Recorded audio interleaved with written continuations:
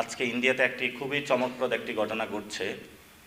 ইন্ডিয়ার যিনি chief justice আছেন উনি হলো তরুণদেরকে একটি কথা বলেছিলেন, সেটা হলো ককরোচ, তেলাপোকা, এবং তরুণদেরকে বলেছিলেন এগুলা বেকার, লেজি। তো এটা শোনার পরে একটা ক্ষুদ্র তরুণ একটা পার্টি খুলছে, ককরোচ জনতা পার্টি। এই ককরোচ জনতা পার্টির হলো ইনস্টাগ্রামে যে মিলিয়ন ভিউজ, সেটা হলো বিজেপি থেকেও অনেক গুণ ছাড়িয়ে গিয়েছে। এবং আমি একটা জায়গায় দেখলাম ককরোচ বসে বসে সেই পদ্মকে বসে বসে খাচ্ছে। তো আমরা বাংলাদেশের পক্ষ থেকে যারা এই অনলাইনে জেনজিদের যে মুভমেন্ট শুরু হয়েছে ইন্ডিয়াতে কারাপশনের বিরুদ্ধে, তাদের সাথে সংহতি জ্ঞাপন করছি।